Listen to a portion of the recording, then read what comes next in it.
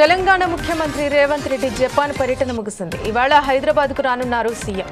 జపాన్లో సీఎం బృందం వారం రోజుల పాటు పర్యటించింది. ఈ నెల 15వ తేదీన హైదరాబాద్ నుంచి వెళ్లిన ముఖ్యమంత్రి రేవంత్ రెడ్డి ఉన్నతాధికారులు జపాన్లో వివిధ నగరాల్లో ప్రముఖ సంస్థల అధిపతులతో భేటీ అయ్యారు. ఈ పర్యటనలో మొత్తం 12,062 కోట్ల రూపాయల పెట్టుబడులపై ఒప్పందాలు జరిగాయి. వీటి ద్వారా తెలంగాణలో దాదాపు 30,500 ఉద్యోగావకాశాలు రానున్నాయి.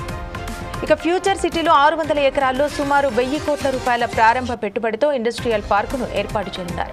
దీనికోసం మారుబిని సంస్థ ముందుకొచ్చింది. భవిష్యత్తులో ఈ మొత్తం 5,000 కోట్లకు చేరుకుందని అంచనా వేసింది. హైదరాబాద్లో 10,500 కోట్లతో భారీ artificial intelligence data centre cluster ఏర్పాటు చేసేందుకు జపాన్కు చెందిన ఎన్టీటీ డేటా నెయిసా ముందుకొచ్చాయి. హైదరాబాద్ శివారులోని రుద్రారం వద్ద 562 కోట్ల రూపాయలతో మరో ప్లాంట్ ఏర్పాటు చేసేందుకు జపాన్ కంపెనీ తోషిబా ముందుకొచ్చింది. ఇక రుద్రారంలో ఇప్పటికే 2 ఫ్యాక్టరీలను తోషిబా నిర్వహిస్తోంది. టోక్యోలోని సుమిదా రివర్ ఫ్రంట్ ను మంగళవారం ముఖ్యమంత్రి రేవంత్ రెడ్డి బృందం పరిశీలించింది. జపాన్లో తెలంగాణ యువతకు ఉద్యోగాలు కల్పించేందుకు పలు కంపెనీలతో ముఖ్యమంత్రి బృందం ఒప్పందాలు చేసుకుంది.